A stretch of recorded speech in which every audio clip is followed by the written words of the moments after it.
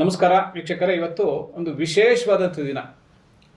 ನಮ್ಮ ಜೊತೆ ಕ್ರೀಡಾ ಪ್ರೇಮಿಗಳು, ಸಮಾಜಮುಖಿ ಚಿಂತಕರು ಮತ್ತು ಕ್ರೀಡೆಯ ಬಗ್ಗೆ ಆಸಕ್ತಿ ಇಟ್ಕೊಂಡು ದೇಶ ವಿದೇಶಗಳಲ್ಲಿ ಪ್ರವಾಸಗಳನ್ನು ಮಾಡಿಕೊಂಡು ಫುಟ್ಬಾಲ್ ಕ್ರೀಡಾ ಅಭಿಮಾನಿಯಾಗಿ ಸುಮಾರು 5 ವಿಶ್ವಕಪ್ಗಳನ್ನು ನೋಡ್ಕೊಂಡು ಬಂದು ಅದರ ಅನುಭವವನ್ನು ನಮ್ಮ ಕರ್ನಾಟಕ ಜನತೆಗೆ ಕೊಡಬೇಕು ಅಂತಕ್ಕಂಥ ಆಸಕ್ತಿ ಇರ್ತಕ್ಕಂಥ ಯುವ ಮುಖಂಡರಾಗಿರ್ತಕ್ಕಂಥ ಶ್ರೀಯುತ ನಮ್ಮ ಗಿರೀಶ್ ಅವರು ಇಲ್ಲಿದ್ದಾರೆ.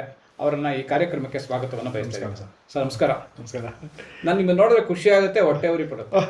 ಇಷ್ಟು ಚಿಕ್ಕ ಏಜಲ್ಲಿ 5 ವಿಶ್ವಕಪ್ಗಳನ್ನು ನೋಡ್ಕೊಂಡು ಬಂದಿರತಕ್ಕಂಥದ್ದು, ವಿಶ್ವ ಪರ್ಯಟನೆ ಮಾಡಿ ಸ್ವಯಂ ಕೃಷಿಯಿಂದ, ಯಾಕೆ ನೀವೇ ದುಡಿದು ಆ ವಿಶ್ವ ಪರ್ಯಟನೆ ಮಾಡಿರ್ತಕ್ಕಂಥ ಇನ್ನೂ ವಿಶೇಷವಾದಂಥ ಅಂದರೆ ಸುಮಾರು 28-29ನೇ ವಯಸ್ಸಿಗೆ ನಿಮ್ಗೆ ಪ್ರಥಮವಾಗಿರ್ತಕ್ಕಂಥ ಈ ಫುಟ್ಬಾಲ್ ಹುಚ್ಚಂತಕ್ಕಂಥ ನಿಮ್ಗೆ ಶುರು ಆಯಿತು ಅಂತ ಅನ್ಸುತ್ತೆ. ಏನು ಈ ಫುಟ್ಬಾಲ್ ಬಗ್ಗೆ ಆಸಕ್ತಿ ಬರೋದಕ್ಕೆ ಕಾರಣ ಇದೆ ಸರ್? ಇದು ಆಸಕ್ತಿ ಹೆಂಗಂದ್ರೆ 1990ನೇ ಇಸ್ವಿಲಿ ಶುರುವಾಗಿತ್ತು ಸರ್. ನಾನು 10 ವರ್ಷ ಹುಡುಗ ಆಗಿದ್ದಾಗ ನಮ್ಮ ತಂದೆ ಅವಾಗ ಅವ್ರ ಫ್ರೆಂಡ್ಸ್ನೆಲ್ಲ ಸೇರಿಕೊಂಡು ಮನೆಯಲ್ಲಿ ವರ್ಲ್ಡ್ ಕಪ್ ಫೈನಲ್ಸ್ನ ನೋಡಿದ್ರು. 1919ನಲ್ಲಿ ವೆಸ್ಟ್ ಜರ್ಮನಿ ವರ್ಸಸ್ ಅರ್ಜೆಂಟೀನಾ. ನಮ್ಮ ತಂದೆ ಅವಾಗ ಅರ್ಜೆಂಟೀನಾ ಮರಡೋನಾ ಫ್ಯಾನ್. ಸೊ ಅವಾಗ ಬಂದು ಬೆಟ್ಟಿಂಗ್ಸ್ ಕಟ್ಕೊಂಡ್ರು ಮನೆಯಲ್ಲಿ. ಆಗೆಲ್ಲ 50 ರೂಪಾಯಿ 100 ರೂಪಾಯಿ ಅಂದ್ರೆ ದೊಡ್ಡ ಅಮೌಂಟ್. 100 ರೂಪಾಯಿ ಬೆಟ್ಟಿಂಗ್ಸ್ ಕಟ್ಬಿಟ್ಟಿದ್ರು ಫ್ರೆಂಡ್ಸ್ ಜೊತೆನಲ್ಲಿ, ಏನು ಅರ್ಜೆಂಟೀನಾ ಗೆಲ್ಲತ್ತೆ ಅಂತ. ಸೋತ್ಬಿಟ್ರು ಬೈದು. ವೆಸ್ಟ್ ಜರ್ಮನಿ 1-0 ಗೆದ್ದಿತ್ತು ಆ ಮ್ಯಾಚು. ಆಗ ನಮ್ಮ ಮನೇಲಿ ನೋಡಿದ್ರಲ್ಲ, ನಂಗೆ ಟಿವಿ ಮುಂದೆ ಕೂತ್ಕೊಂಡು ಆ ಫುಟ್ಬಾಲ್ ನೋಡಿದ್ದು ಬಹಳ ದೊಡ್ಡ ಒಂದು ಇಂಪ್ಯಾಕ್ಟ್ ಆಗೋಯ್ತು. ಅದಾದ್ಮೇಲೆ ಏನ್ ಮಾಡಿದ್ರು, ನನಗೊಂದು ಫುಟ್ಬಾಲ್ ಕೊಡ್ಸಿದ್ರು ರೋಡಲ್ಲಿ ಆಟ ಆಡ್ಕೊಳ್ಳೋದಕ್ಕೆ. ಅಲ್ಲಿಂದ 1-2 ತಿಂಗಳಿಗೆ. ಸೊ ಅದಾದ್ಮೇಲೆ ಒಂದು ಮರಡೋನದು ಟೀ ಶರ್ಟ್ ಕೊಡ್ಸಿದ್ರು. ಸೊ ಇದನ್ನೆಲ್ಲ ಹಾಕೊಂಡು ನನ್ನನ್ನೇ ನಾನು ಒಂದು ಫುಟ್ಬಾಲ್ ಪ್ಲೇಯರ್ ಅಂತ ಬಿಲೀವ್ ಮಾಡ್ಕೊಂಡ್ಬಿಟ್ಟೆ ಆ ವಯಸ್ಸಿನಲ್ಲಿ. ಅದೊಂದು ಇಂಪ್ಯಾಕ್ಟ್ ಆಗಿದ್ದು ನನಗೆ. ಏನಾಗೋಯ್ತು, ಅವತ್ತಿಂದ ನನಗೆ ಫುಟ್ಬಾಲ್ ಹುಚ್ಚು ಹಿಡ್ಕೊಂಡ್ಬಿಡ್ತು. ಅದಾದ ನಂತರ ಸ್ಕೂಲಲ್ಲಿ ನಾನು ಡಿಸ್ಟ್ರಿಕ್ಟ್ ಲೆವೆಲ್ಗೆ ಆಯ್ಕೆ ಆಗಿದ್ದೆ ಫುಟ್ಬಾಲ್. ನಮ್ಮ ತಂದೆ ಏನ್ ಮಾಡಿದ್ರು, 10ನೇ ಕ್ಲಾಸಲ್ಲಿ ಅದು ಆಯ್ಕೆ ಆಗಿದ್ರಿಂದ ನೀನು ಎಜುಕೇಶನ್ ಹಾಳಾಗತ್ತೆ ಬೇಡ ಅಂತ ಕೂತ್ಕೊಂಡ್ಬಿಟ್ರು. ಅದು ಮುಂದುವರ್ಸಕ್ಕಾಗಿಲ್ಲ. ಟೀಮಲ್ಲಿ ಇದ್ದೆ ಬೆಂಗಳೂರು ಇದರಲ್ಲಿ, ನಂತರ ಮುಂದುವರ್ಸಕ್ಕಾಗಿಲ್ಲ. ಅವಾಗ ಶುರುವಾಗಿದ್ದು ಫುಟ್ಬಾಲ್ ಹುಚ್ಚಿದು. ಅಂದ್ರೆ ಈಗ ಫುಟ್ಬಾಲ್ ಹುಚ್ಚು ಯಾವ ಒಂದು ಏಜ್ ಅಲ್ಲಿ ನಡೆಯುತ್ತೆ, ಆ ಹುಚ್ಚು ನಿರಂತರವಾದಂತ ಒಂದು ಹವ್ಯಾಸವಾಗಿ ಪರಿವರ್ತನೆ ಆಗುತ್ತೆ. ಯಾವುದೇ ಒಂದು ರೀತಿಯ ಕೆಲವು ಅಭ್ಯಾಸಗಳಿರುತ್ತೆ. ಅಭ್ಯಾಸಕ್ಕೂ ಹವ್ಯಾಸಕ್ಕೂ ವ್ಯತ್ಯಾಸಗಳಿದೆ. ನಿಮ್ದು ಉತ್ತಮವಾದ ಹವ್ಯಾಸ. ಅದು ಹವ್ಯಾಸ ಇವತ್ತು ವಿಶ್ವದಾದ್ಯಂತ ನಿಮ್ಗೆ 5 ವಿಶ್ವಕಪ್ಗಳನ್ನು ನೋಡುವಂತ ಅವಕಾಶಗಳನ್ನ, ಆ ಒಂದು ಮ್ಯಾನಿಫೆಸ್ಟೇಷನ್, ನಿಮ್ಮ ಚಿಕ್ಕ ಏಜಲ್ಲಿ ಆದಂಥ ಅನುಭವಗಳು ಈಗ ನಿಜವಾಗಿ ಪರಿಣಾಮ ಆಯಿತು. ನಿಮ್ಮ ಈ ಒಂದು ಫುಟ್ಬಾಲ್ ಪ್ರಥಮವಾದಂಥ ಫುಟ್ಬಾಲ್ ಜರ್ನಿ ಎಲ್ಲಿಂದ, ಯಾವ ಕಂಟ್ರಿಯಿಂದ ಶುರು ಆಯ್ತು ಸರ್? ಸರ್ ಆ್ಯಕ್ಚುಲಿ 2006 ನಾನು ವರ್ಲ್ಡ್ ಕಪ್ಗೆ ಹೋಗ್ಬೇಕಾಗಿತ್ತು. ಜರ್ಮನಿಯಲ್ಲಿ ನಡೆದಾಗ ಇದು ಇಷ್ಟೊತ್ತಿಗೆ 6ನೇ ವರ್ಲ್ಡ್ ಕಪ್ ಆಗಬೇಕಾಗಿತ್ತು ನಂದು. ಬಟ್ ಅವಾಗ ಏನಾಯಿತು, ನಮ್ಮ ತಂದೆ 2005 ತೀರ್ಕೊಂಡಿದ್ರು. ತಂಗಿ ಮದುವೆ ಜವಾಬ್ದಾರಿ ಎಲ್ಲ ಇತ್ತು. ಹಾಗಾಗಿ ನಾನು 2006 ವರ್ಲ್ಡ್ ಕಪ್ಗೆ ಹೋಗಲಿಲ್ಲ ಜರ್ಮನಿಗೆ. 2010ನಲ್ಲಿ ಪ್ರಥಮವಾಗಿ ಸೌತ್ ಆಫ್ರಿಕಾಗೆ ಹೋದೆ ಸರ್, ದಕ್ಷಿಣ ಆಫ್ರಿಕಾದಲ್ಲಿ. ಸೊ ಅಲ್ಲಿ ಒಂದು ಅದ್ಭುತವಾದಂಥ ಮ್ಯಾಚ್ ಸಿಕ್ತು ನೋಡೋದಕ್ಕೆ ನನಗೆ. ಬ್ರೆಜಿಲ್ ವರ್ಸಸ್ ನೆದರ್ಲ್ಯಾಂಡ್ಸ್ ಕ್ವಾರ್ಟರ್ ಫೈನಲ್ಸ್ಗೆ ಹೋಗಿದ್ದೆ. ತುಂಬಾ ಚೆನ್ನಾಗಿತ್ತು. ಅದು ನೆದರ್ಲ್ಯಾಂಡ್ಸ್ ಗೆದ್ದು ಅವ್ರು ಹೆಚ್ಚು ಕಮ್ಮಿ ಫೈನಲ್ಸಿಗೂ ಬಂದರು. ಬಟ್ ಆ ವರ್ಲ್ಡ್ ಕಪ್ ಸ್ಪೇನ್ ಗೆಲ್ತು. ಸೊ 2010 ಸೌತ್ ಆಫ್ರಿಕಾ ಶುರುವಾಗಿದ್ದು. ಅಲ್ಲಿಂದ ನಂತರ 2014ನಲ್ಲಿ ಬ್ರೆಜಿಲ್ಗೆ ಹೋಗಿದ್ದೆ. ಬ್ರೆಜಿಲ್ನಲ್ಲಿ ಫೋರ್ಟಲಿಸಾ ಅಂತ ಒಂದು ಸಿಟಿ ಬ್ರೆಜಿಲಲ್ಲಿ, ಸಾವ್ ಪೌಲೋ ಅಂತ ಹೇಳಿದ್ಮೇಲೆ ಅಲ್ಲಿಂದ 3 ಅವರ್ ಜರ್ನಿ. ಅಲ್ಲಿ Ivory Coast versus Greece match ತಗೊಂಡಿದ್ದೆ. ಸೊ ಒಂದೊಂದೇ ಮ್ಯಾಚ್ ನೋಡಿದ್ದೆ ಅಲ್ಲಿ ಎಲ್ಲ ವರ್ಲ್ಡ್ ಕಪ್ಪಲ್ಲಿ 2014ನಲ್ಲಿ. ನಂತರ 2018ನಲ್ಲಿ ರಷ್ಯಾಗೆ ಹೋಗಿದ್ದೆ. ರಷ್ಯಾದಲ್ಲಿ 3ನೇ ವರ್ಲ್ಡ್ ಕಪ್. 14 ಸೌತ್ ಆಫ್ರಿಕಾ ಇದು ಬ್ರೆಜಿಲ್ಗೆ ಹೋದೆ. 18ನಲ್ಲಿ ರಷ್ಯಾದಲ್ಲಿ ಕ್ರಿಸ್ಟಿಯಾನೋ ರೊನಾಲ್ಡೋ ನೋಡುವಂತ ಒಂದು ಇದು ಸಿಕ್ತು ಅವಕಾಶ. Morocco versus Portugal match. ಸುಮಾರು 72,000 ಜನ ಅಲ್ಲಿ ಮೇನ್ ಸ್ಟೇಡಿಯಂ, ಓಪನಿಂಗ್ ಸೆರೆಮನಿ ಮತ್ತೆ ಫೈನಲ್ಸ್ ಆಗಿದ್ದಂತ ಲುಜ್ನಿಕಿ ಸ್ಟೇಡಿಯಂ ಅಲ್ಲಿ ನಾನು ಮ್ಯಾಚ್ ನೋಡಿದೆ. ಬಹಳ ತುಂಬಾ ಚೆನ್ನಾಗಿತ್ತು ಅನುಭವ. ಅಲ್ಲಿ ರೊನಾಲ್ಡೋನೇ ಗೋಲ್ ಹೊಡೆದ 1-0 ಗೆದ್ರು ಪೋರ್ಚುಗಲ್.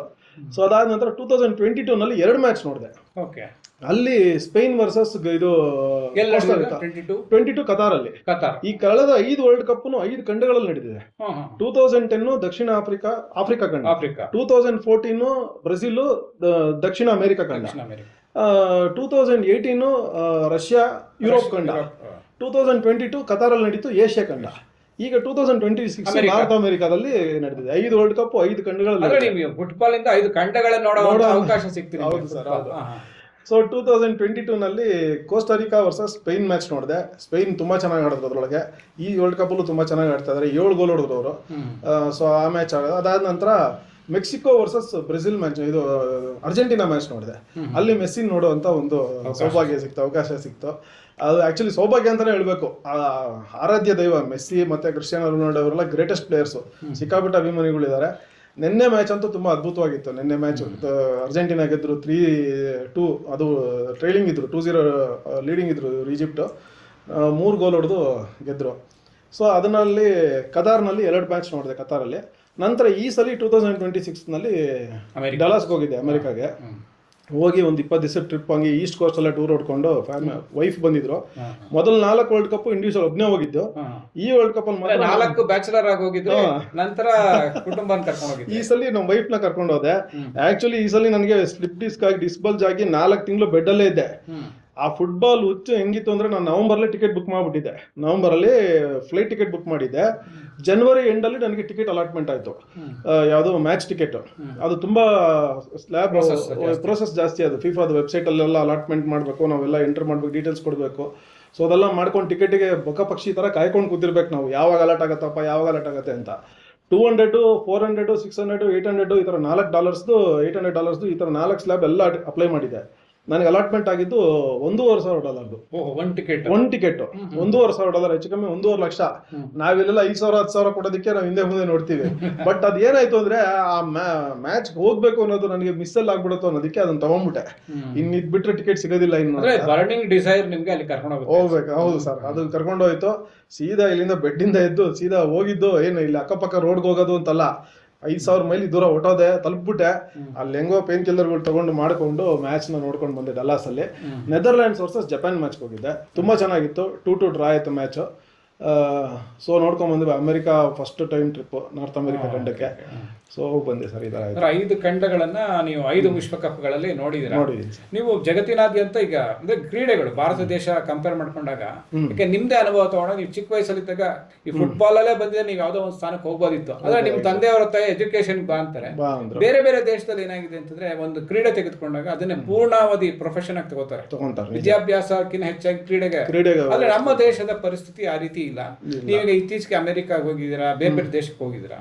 ನಮ್ಮ ದೇಶದ ಈ ಫುಟ್ಬಾಲ್, ಯಾಕಂದ್ರೆ ಇವತ್ತು ನಾವು ಕ್ರಿಕೆಟ್ ನ ಹೆಚ್ಚಾಗಿ ನಾವು ಎಲ್ಲರೂ ನೋಡ್ತಾರೆ, ಅದನ್ನ ಹೆಚ್ಚು ಅಭಿಮಾನಿಗಳಿದ್ದಾರೆ. ಆದ್ರೆ ಫುಟ್ಬಾಲ್ಗೆ ಯಾಕೆ ನಮ್ಮ ದೇಶದಲ್ಲಿ ಇನ್ನೂ ಅಷ್ಟು ಒಂದು ಪ್ರಾಮುಖ್ಯತೆ ಸಿಕ್ಕಿಲ್ಲ? ಅದೇ ಸರ್, ಏನಕ್ಕೆ ಅಂತಂದ್ರೆ ನಮ್ಮಲ್ಲಿ ಚಿಕ್ಕ ಚಿಕ್ಕ ರಾಜ್ಯಗಳಲ್ಲಿ ಫುಟ್ಬಾಲ್ ಇದೆ. ದೊಡ್ಡ ರಾಜ್ಯಗಳಲ್ಲಿ, ಪ್ರಮುಖ ರಾಜ್ಯಗಳು ತಗೊಂಡ್ರೆ ಈಗ ಫುಟ್ಬಾಲ್ ಎಲ್ಲೆಲ್ಲಿ ಇದೆ? ಗೋವಾ ಚಿಕ್ಕ ರಾಜ್ಯ, ಆಮೇಲೆ ಸಿಕ್ಕಿಂ, ಆಮೇಲೆ ನಾರ್ತ್ ಈಸ್ಟ್. ಈಗ ಇತ್ತೀಚೆಗೆ ಮೋದಿ ಅವ್ರ ಗವರ್ಮೆಂಟ್ ಬಂದ್ಮೇಲೆ ಅದಕ್ಕೆ ಪ್ರಾಮುಖ್ಯತೆ ಜಾಸ್ತಿ, ಡೆವಲಪ್ಮೆಂಟ್ ಅದ್ರ ಕಡೆ ಬಂದಿದೆ. ಅದಕ್ಕೆ ಮುಂಚೆ ನಾರ್ತ್ ಈಸ್ಟ್ ಅಂದ್ರೆ ಜುಲೈ 29 ಕ್ರೀಡಾ ದಿನ ಅಂತ ಆಚರಣೆ ಮಾಡ್ತಾರೆ. Dhyan Chand hockey player. ಯಾಕಂದ್ರೆ ಬರೀ ಆಚರಣೆಗಳಲ್ಲೇ ಇದೀವಿ, ಆದ್ರೆ ನಮ್ಮ ಇಂಪ್ಲಿಮೆಂಟೇಷನ್ ಸಮಸ್ಯೆಗಳು ಕಾಣ್ತಾ ಇದೆಯಲ್ಲ. ನಿಜ ಸರ್. ಇವ ನೋಡಿ, ಈ ತರ ಚಿಕ್ಕ ರಾಜ್ಯಗಳು. ಆಮೇಲೆ ನಮ್ಮ ಇದು ಕೇರಳದಲ್ಲಿ ಫುಟ್ಬಾಲ್ ಹುಚ್ಚು ಜಾಸ್ತಿ. ಆಮೇಲೆ ವೆಸ್ಟ್ ಬೆಂಗಾಲ್, ಇವೆಲ್ಲ ಸ್ವಲ್ಪ ದೊಡ್ಡದ ರಾಜ್ಯ ಹೊರತು ಒಂದು ಮೀಡಿಯಂ ಸೈಜ್. ದೊಡ್ಡ ಸ್ಟೇಟ್ಗಳು, ಪ್ರಮುಖವಾದಂತ ಸ್ಟೇಟ್ಗಳಲ್ಲಿ ಎಲ್ಲೂ ಇಲ್ಲ. So West Bengal, Kerala, economically weaker ಆಗಿರೋ ಸ್ಟೇಟ್ಗಳಲ್ಲಿ ಫುಟ್ಬಾಲ್ ಇದಾಗಿದೆ. ಅಂತ ಕಡೆ ಮಾತ್ರ ಫುಟ್ಬಾಲ್ ಪ್ರಾಮುಖ್ಯತೆ ಜಾಸ್ತಿ ಇದೆ. ಆಕ್ಚುಲಿ ಇವಾಗ ನಾವು ಫುಟ್ಬಾಲ್ ಈಗ ಸ್ವಲ್ಪ ಇಂಪ್ರೂವ್ ಆಗ್ತಾ ಇದೆ. ಇವಾಗ ಅಂಬಾನಿ ಅವರು, ಮತ್ತೆ ಇವರು ಅಭಿಷೇಕ್ ಬಚ್ಚನ್ ಅವರು, ಅಮಿತಾಬ್ ಬಚ್ಚನ್ ಅವ್ರ ಫ್ಯಾಮಿಲಿ ಅವರು, ಫಿಲಂ ಆಕ್ಟರ್ಗಳು, ರಣಬೀರ್ ಕಪೂರ್, ಇವರು ಒಂದು ಟೀಮ್ ತಗೊಂಡಿದ್ರು. ಯಾರು? ಸಚಿನ್ ತೆಂಡೂಲ್ಕರ್, ಕೇರಳ ಬ್ಲಾಸ್ಟರ್ಸ್ ಅಂತ. ಅವರು ದುಡ್ಡು ಹಾಕಿದ್ರು, ಇವಾಗ ತಗೊಂಡ್ಬಿಟ್ಟಿದ್ದಾರೆ. ಆಮೇಲೆ John Abraham, north East United ಅಂತ. ಇವರೆಲ್ಲ ಒಂದು ಫುಟ್ಬಾಲ್ ಇವಾಗ ಇಂಪ್ರೂವ್ ಮಾಡಬೇಕು, ಮುಂದಕ್ಕೆ ತರಬೇಕು ಅಂತ ಅನ್ಕೊಂಡಿದ್ದಾರೆ. ಸರ್ಕಾರ ಇದಕ್ಕೆ ಮನ್ಸು ಮಾಡಿದ್ರೆ ತುಂಬಾ ರೆವಿನ್ಯೂ ಕ್ರಿಯೇಟ್ ಆಗುತ್ತೆ, ಪ್ಲಸ್ ಸಿಕ್ಕಾಪಟ್ಟೆ ಎಂಪ್ಲಾಯ್ಮೆಂಟ್ ಕ್ರಿಯೇಟ್ ಆಗುತ್ತೆ.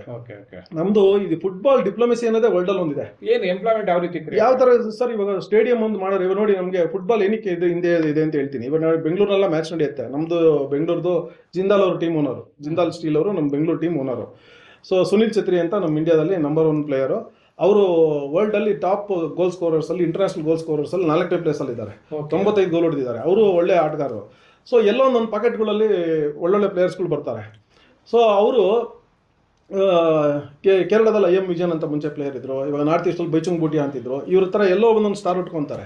ಎಂಪ್ಲಾಯ್ಮೆಂಟ್ ಯಾವ ರೀತಿ ಸಿಗುತ್ತೆ ಅಂದ್ರೆ, ಇವಾಗ ಒಂದು ಸ್ಟೇಡಿಯಂ ಮಾಡ್ಬೇಕು. ಇವಾಗ ಇಷ್ಟೆಲ್ಲ ಟೀಮ್ಗಳಿದೆ ಅಂತ ನಾನು ನಿಮ್ಗೆ ಹೇಳ್ತಾ ಇದ್ದೀನಿ. ಇಂಡಿಯಾದಲ್ಲಿ ಎಷ್ಟು ಫುಟ್ಬಾಲ್ ಸ್ಟೇಡಿಯಂ ಇದೆ ಗೊತ್ತಾ?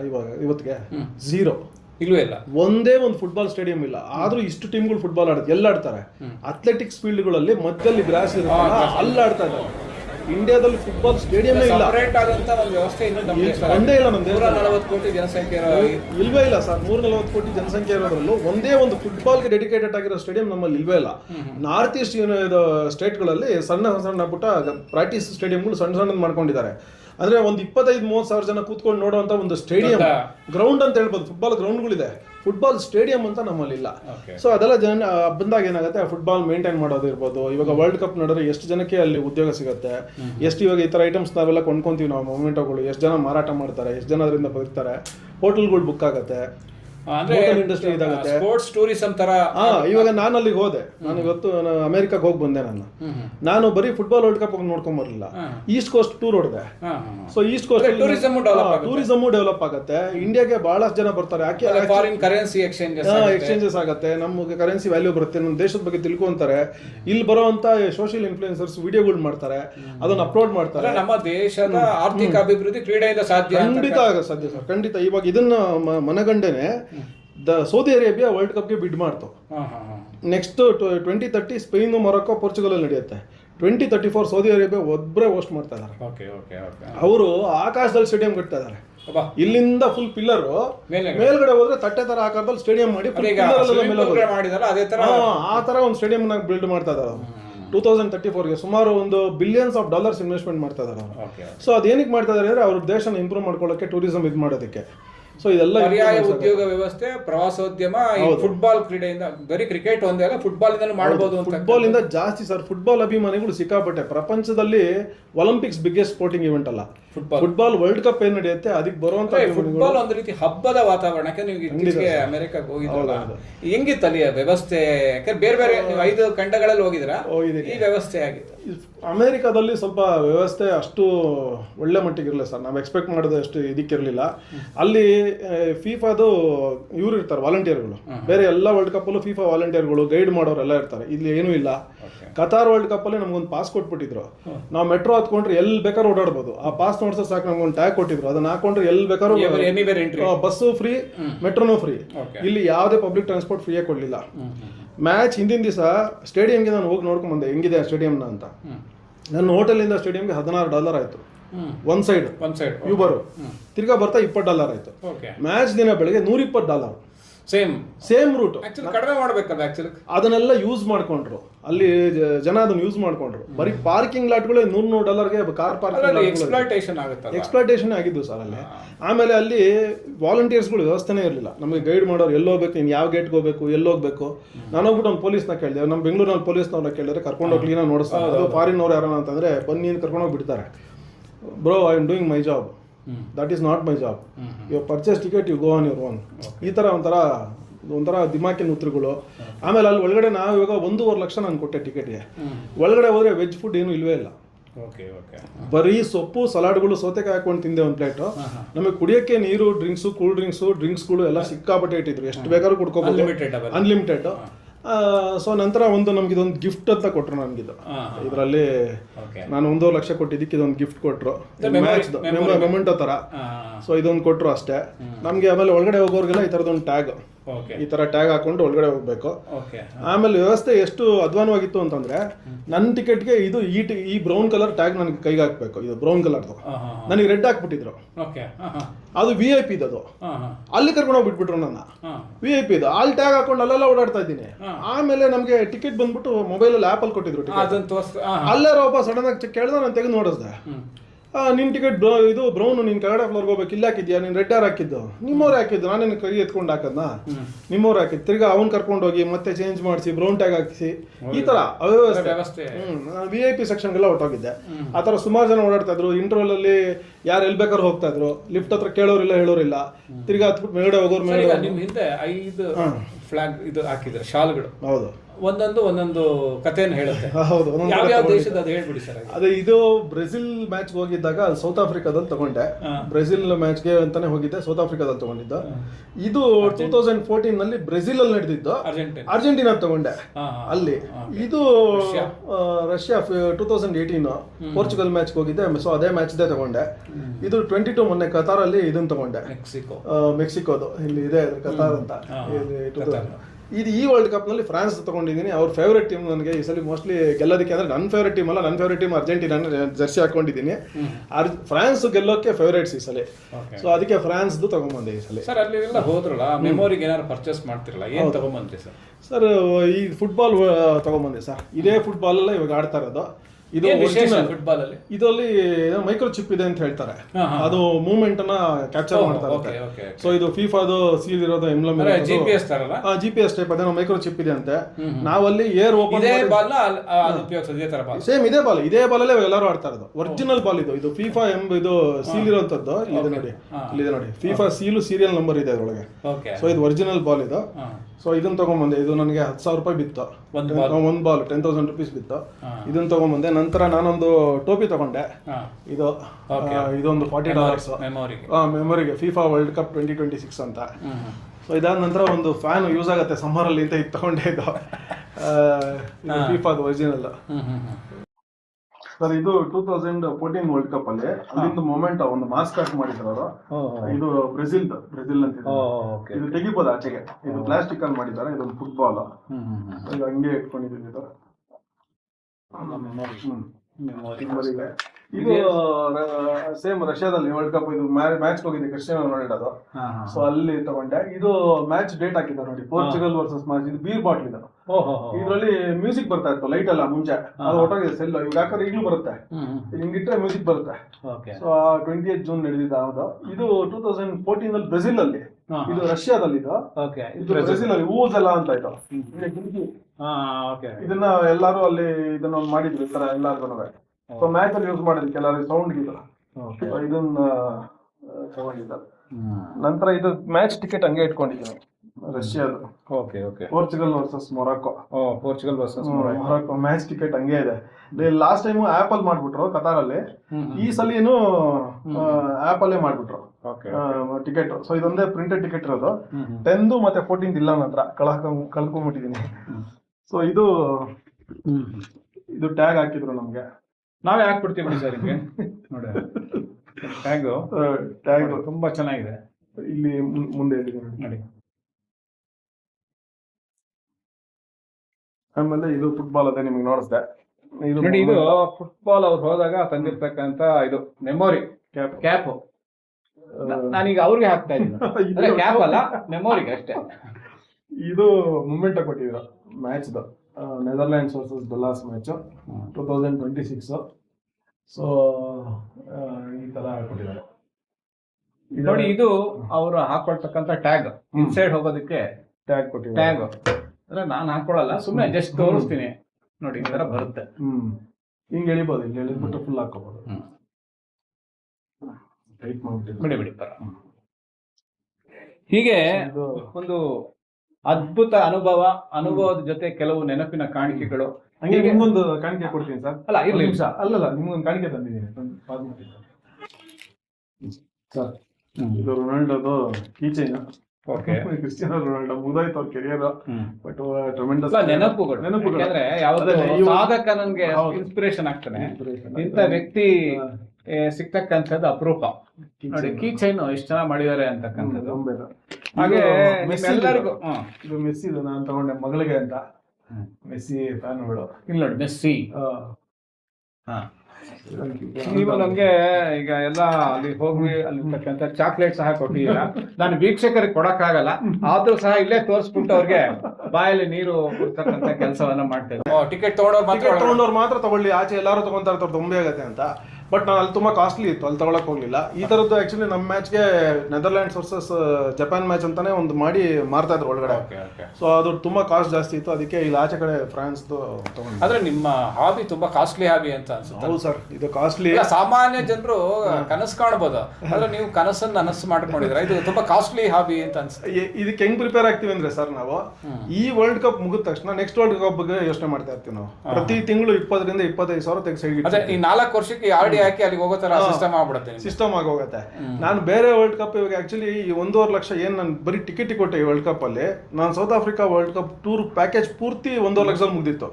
ಸೊ ಲೆಕ್ಕ ಹಾಕೊಳ್ಳಿ ಎಷ್ಟು ಕಾಸ್ಟ್ ಮಾಡಿದ್ದಾರೆ ಇಲ್ಲಿ ಈ ಸಲ. ಅಮೆರಿಕ ಇದೇನು ಕಡಿಮೆ ಏನಾಗಲ್ಲ, ಜಾಸ್ತಿನೇ ಆಗುತ್ತೆ ಜಾಸ್ತಿ ದಿನಗಳಲ್ಲಿ. ಯಾಕಂದ್ರೆ ಇನ್ಫ್ಲೇಷನ್, ಎಕನಾಮಿಕ್ ಕ್ರೈಸಿಸ್ ಇವೆಲ್ಲ ನೋಡಿದಾಗ ಕಾಸ್ಟ್ ಜಾಸ್ತಿ ಆಗುತ್ತೆ. ಮುಂದಿನ ವರ್ಲ್ಡ್ ಕಪ್ ಸ್ಪೇನ್, ಮೊರಾಕೋ ಮತ್ತೆ ಪೋರ್ಚುಗಲ್ ಅಲ್ಲಿ ನಡೆಯುತ್ತೆ. ಸೊ 3 ದೇಶಗಳಲ್ಲಿ ಅವರು ಅಲ್ಲೂ ಹಂಚ್ಕೊಂಡಿದ್ದಾರೆ ಇದೇ ತರನೇ. ಸೊ ಅಲ್ಲಿ ನಡೆಯುತ್ತೆ. ಅದು ಆಫ್ರಿಕಾ ಖಂಡ ಮತ್ತೆ ಯುರೋಪ್ ಖಂಡ ಸೇರಿ ಮಾಡುತ್ತೆ. Morocco Africa border. ಸೊ ಅಲ್ಲಿ ನಡೆಯುತ್ತೆ. ಅಲ್ಲಿ ಸ್ವಲ್ಪ ನಮಗೆ ಕಮ್ಮಿ ಕಾಸ್ಟ್ ಆಗ್ಬೋದು ಮೊರಾಕೋದಲ್ಲಿ ನೋಡ್ಕೊಂಡ್ ಬಂದ್ರೆ. ಸ್ಪೇನ್ ಮತ್ತೆ ಪೋರ್ಚುಗಲ್ ಹೋದ್ರೆ ಹೋದ್ರೆ ಸೇಮ್ ಯುರೋಪ್ ತುಂಬ ಕಾಸ್ಟ್ಲಿನೇ ಇರುತ್ತೆ ಮತ್ತೆ. ಮತ್ತೆ ಈಗ ಇಷ್ಟೆಲ್ಲ ಓಡಾಟ ಮಾಡೋದಲ್ಲ ಕಡೆಗೆ ನಮ್ಮ ಭಾರತದ ಬಗ್ಗೆ, ಭಾರತದಲ್ಲಿ ಏನು ಬದಲಾವಣೆ ಆಗಬೇಕು ಅನ್ನೋದು ಏನೋ ನಿಮ್ಮ ಒಂದು ಸಂದೇಶ ಕೊಡಕ್ಕೆ ಸಾಧ್ಯ? ಸರ್, ಇದು ಫುಟ್ಬಾಲಿಂಗ್ ನೇಷನ್ ಆಗೋದ್ರೆ ನಮ್ಮ ಇಂಡಿಯಾ ಎಕನಾಮಿಕಲಿ ತುಂಬ ಸ್ಟ್ರಾಂಗ್ ಆಗುತ್ತೆ. ಆಮೇಲೆ ನಾನು ಅವಾಗಲೇ ಹೇಳ್ದಂಗೆ ಫುಟ್ಬಾಲ್ ಡಿಪ್ಲೊಮೆಸಿ ಅಂತಲೇ ಇದೆ.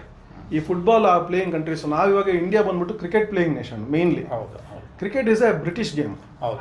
ಸೊ ಕೆಲವು ದೇಶಗಳು ಮಾತ್ರ ಆಡುತ್ತೆ. ಅವ್ರು ಎಲ್ಲೆಲ್ಲಿ ಅಬ್ಸರ್ವ್ ಮಾಡಿದೆ, ಫುಟ್ಬಾಲ್ ಟೈಮ್ ಡ್ಯೂರೇಷನ್ ಕಮ್ಮಿ. ಕ್ರಿಕೆಟ್ ಅಲ್ಲಿ ನೀವು ದಿನ ಎಲ್ಲ ಆಡ್ತಾ ಇರ್ತಾರೆ. ಈಗೇನ 2020 ಅದೂ 4 ಅವರ್ಸ್ ಆಗೋಗುತ್ತೆ. ಅದು 4 ಅವರ್ಸ್. ಮತ್ತೆ ಸಮಯ ಉಳಿತಾಯ ದೃಷ್ಟಿಯಿಂದ, ಆರೋಗ್ಯ ದೃಷ್ಟಿಯಿಂದ ಫುಟ್ಬಾಲ್ ಒಳ್ಳೇದಲ್ವಾ ಅನ್ನೋ ಸಂದೇಶ. ಹೌದು ಸರ್, ಫುಟ್ಬಾಲ್ ತುಂಬಾ ಒಳ್ಳೇದು ಆಕ್ಚುಲಿ. ಅದಕ್ಕೆ ಆಮೇಲೆ ಫಿಟ್ನೆಸ್ ತುಂಬಾ ಸ್ಟ್ರಾಂಗ್ ಆಗಿರಬೇಕು. ನಿಮಗೆ ಇಲ್ಲಿ ನಾನು ಸೂಕ್ಷ್ಮದ ವಿಚಾರ ಹೇಳಬೇಕೋ ಇಲ್ಲೋ ಗೊತ್ತಿಲ್ಲ. ಈಗ ಬೀಫು ಇದೆಲ್ಲ ಫುಡ್ಗಳು ತುಂಬ ಸ್ಟ್ರಾಂಗ್ ಆಗಿರೋಂಥ ಫುಡ್ ತಗೊಳ್ಳೋ ನೇಷನ್ಗಳೇ ನಿಮಗೆ ಯುರೋಪ್ ಕಂಡ ಇರಬೇಕು. ನಾರ್ತ್ ಅಮೆರಿಕಾ, ಸೌತ್ ಅಮೆರಿಕಾ, ಇವರೆಲ್ಲ ಇದರಲ್ಲಿ ಪ್ಲೇಯರ್ಸ್ ಇರೋದು ಫುಟ್ಬಾಲಲ್ಲಿ. ಸೊ ನಮ್ಮಲ್ಲೂ ಈಗ ನೋಡಿದ್ರೆ ನಾರ್ತ್ ಈಸ್ಟಲ್ಲಿ ಫುಡ್ ಕಲ್ಚರ್ ಅದೇ ಥರ ಇದೆ, ಕೇರಳದಲ್ಲಿ ಅದೇ ಥರ ಇದೆ ಕಲ್ಚರ್, ಗೋವಾದಲ್ಲಿ ಮಿಕ್ಸ್ ಆಗಿದೆ, ವೆಸ್ಟ್ ಬೆಂಗಾಲ್. ಸೊ ಈ ಥರ ಸ್ಟ್ರಾಂಗ್ ಆಗಿ ಬಿಲ್ಡ್ ಇರೋಂಥ ಪ್ಲೇಯರ್ಸ್. ಮ್ಯಾನ್ಲಿ ಗೇಮ್ ಇದು.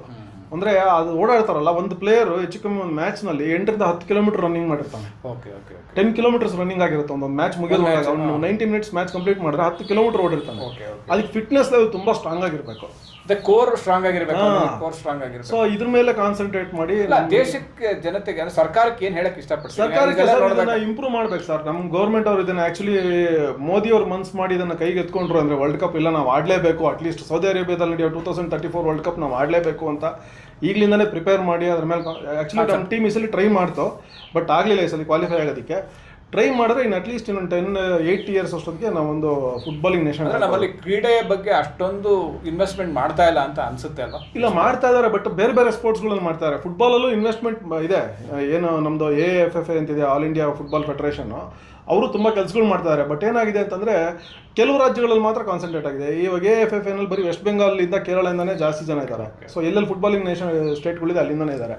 ಸೊ ಎಲ್ಲ ಕಡೆ ಹರಟಿ ಮುಂದೆ ಇಂಪ್ರೂವ್ ಮಾಡಬೇಕು. ಮುಂದೆ ನಿಮ್ದು ಏನು ಪ್ಲಾನಿಂಗ್ ಸರ್? ಆಸ್ ಎ ಒಬ್ಬ ಕ್ರೀಡಾ ಅಭಿಮಾನಿಯಾಗಿ ಮುಂದಿನ ಟಾರ್ಗೆಟ್ ಏನು?